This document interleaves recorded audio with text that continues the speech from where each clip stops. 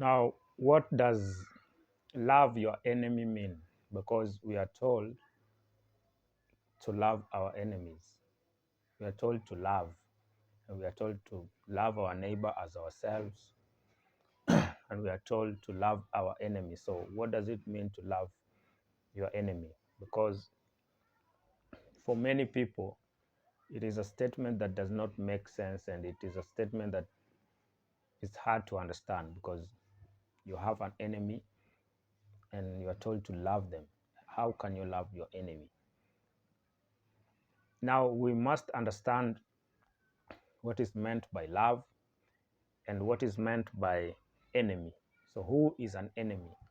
Or what is an enemy? An enemy does not necessarily have to be a person, because when we were told to, when you read from the Bible, that statement is from the Bible. When you read it in the Bible, it says, love your enemies and do good to them that persecute you. So, love your enemy. Who is an enemy? An enemy, we were not told to love your human enemy. It, it just says love your enemy. So, who is an enemy? And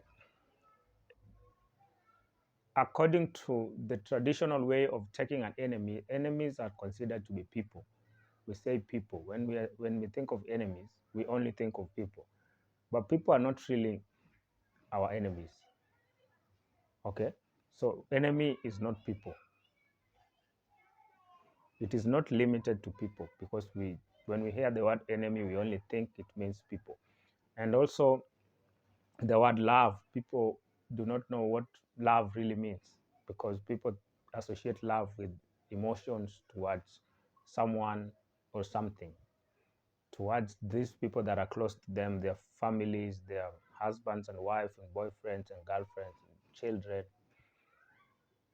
So people think that is what love is, but what that is included in love, but that is not all that love means. We cannot fully say what love is. We cannot fully describe love. But I would say that love is this knowing or this realization of oneness. Okay? When you know that you are one with God, with your fellow human beings, and with existence, then you dwell in love. Okay? So the only one that dwells in love is the one that knows this union, this oneness that is there in existence. And this oneness that is there between me and you and everyone else, me and God, and me and the whole of existence. Okay? Everything that exists in one. So in love, there is no other. In love, there is no you and me, and there's no God and me, and there's no so and me, and there's no that and this. In love, there's union. So love simply means this union of all that exists. Okay? In love, there is no separation. In love, you cannot say that man is here and God is over there. In love, you cannot say that me and my neighbor are different. That is why Jesus says, love your neighbor as yourself, because Jesus wants you to know, to recognize, to understand that your neighbor is yourself. Okay? So when he says, love your neighbor as yourself, the word as means because. So it is love your neighbor because your neighbor is yourself. Okay? So that word as also means because, or it means since. So love your neighbor since your neighbor is yourself. Your neighbor is yourself. So whenever you look at your neighbor, whenever you behold any human being, you are looking at yourself. They are not different. They seem different. They seem to be in a different body, but it is not a different body. It is not a different human being. Your neighbor, any other man and woman that you see, they are yourself. They are reflections of your own self. Okay, they are not different. That is why you are told love your neighbor as yourself. You can only love your neighbor as yourself when you realize, when you awaken to the fact that your neighbor is not just a neighbor. Your neighbor is yourself. So that is the only way you can love your neighbor as yourself, by knowing that your neighbor is yourself. Because if you try out of your own effort and out of your own will to love another person, you can never ever do it. You will always put yourself above them. But when you realize that this person is just you being reflected back at yourself, then now you are able to love them. You are able to realize and recognize this union, this oneness. Okay, even God, when you're told love God with all your heart, and when we are told that God loves us, it is, God does not love us because we are his children, that merely because we are his children. God loves us because God is us. Okay, so there is no way that he can hate himself, or there's no way that God can hate itself, because we are God.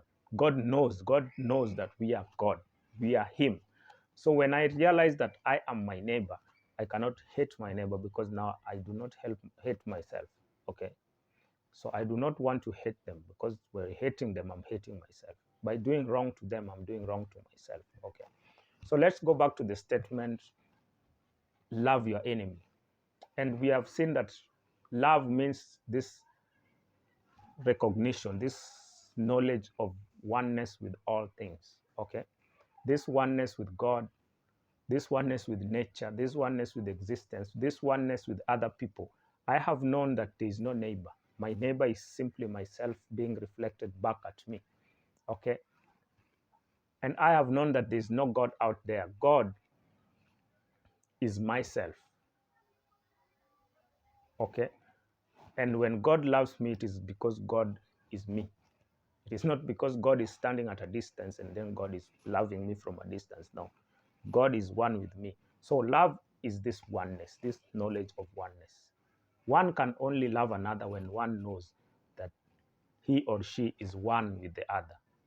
And in that knowledge, we come to this conclusion that there is no other. Okay? Because the other is just me being reflected back at myself. So there is no other. It is just me appearing as if in a different body. So love is oneness. Love is this knowledge of oneness. Love is this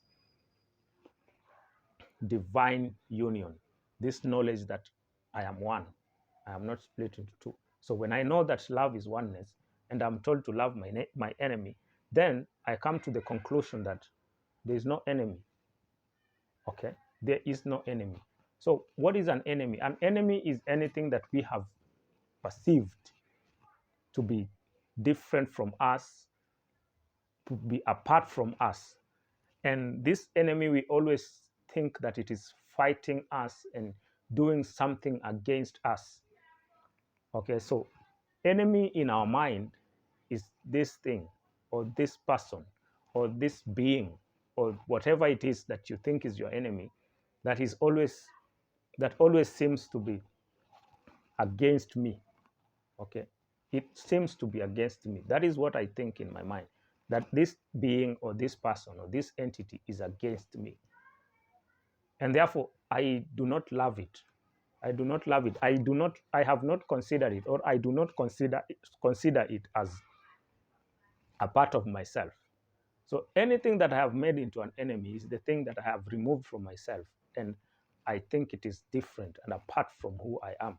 But now love is this knowledge of union. And when I'm told to love my enemy, I'm simply being asked to stop beholding anything as being different or being apart from what I am, from who I am. And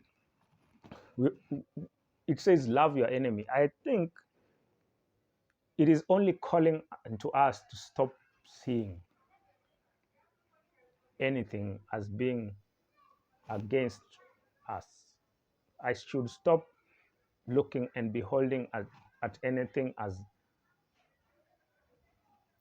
pushing me away or resisting or causing me harm. There's nothing causing me harm.